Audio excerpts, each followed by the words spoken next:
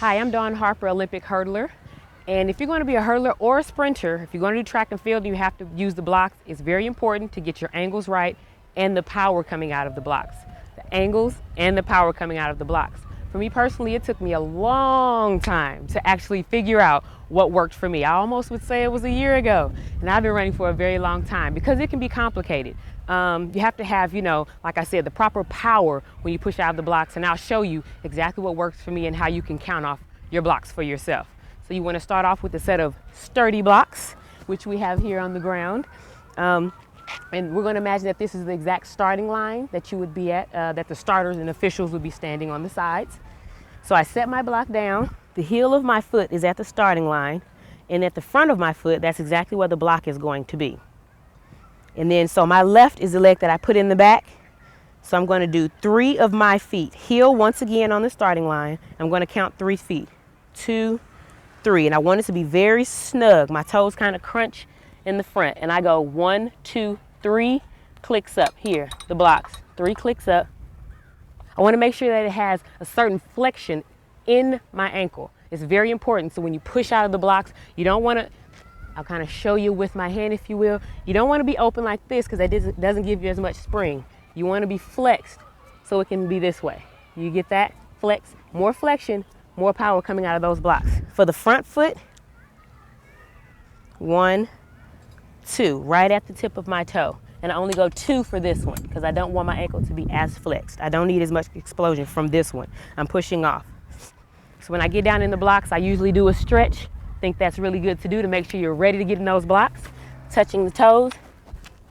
Make sure that my back foot is in the block first. And I've seen people try and put their toe down like this, but I have honestly seen officials come over before the race starts and tells you cannot have your foot on the ground, on the track. So make sure that your foot is all the way in the block. Front foot the same, all the way in the blocks. Those hands, I've seen people put their hands flat, such as this. You cannot get power coming out of the blocks with your hands flat, because if so, that means you have to almost pick yourself up and then go forward. You want to be on the tip of your fingers, so you can do this. Not here, because you have to pick yourself up. And on the tip of your fingers, just like this, so that you can brush the track. And something else that I've learned for myself is that in the blocks, the problem that I always had was my foot didn't always, when I got set, it wasn't always on the back of the block. So that would mean that when the gun went off, I would rock back to connect with the blocks, and then I push forward. And you can lose a race by 0.00 seconds, 0.001. I have won a race by 0.001. I guarantee you can't even catch that on the clock yourself. So it's very important. Every little bit counts for yourself. So once again, you're in the blocks, hands down on the line, right behind the line rather. Head down. You get set.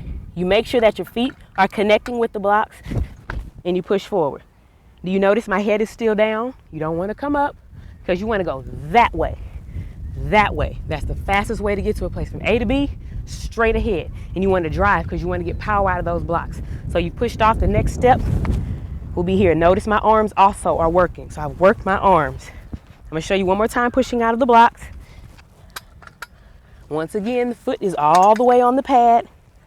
Very, very, very important, so you can use as much power. You don't go to that weight room or do plyos for nothing. You want to make sure that those feet are all the way on the blocks. Now when the starter says runners on your mark, this is when you're getting in your blocks. When he says set, you want to make sure that you're pushing back on your blocks when you get set. But mentally, what you're thinking of is you're pushing back on those blocks, but you're saying when that gun goes off, you're not looking left to right. You want to look back at your block, focusing on yourself. Don't look at the person to the right or left of you, because that means that you're not mentally thinking about what you need to do. So you're thinking, head down, and when that gun goes off, I'm going to go straight forward. As soon as you hear pow, your hands want to sweep the track. As soon as you hear that pow, the gun goes off. You set and hold. Do not move until the gun goes off, but you're thinking, I want to explode out of these blocks. So you're only thinking of yourself, not left to right. Set, pow. That's what you're thinking. You're thinking, I want to move my hands forward. I want to push out of those blocks.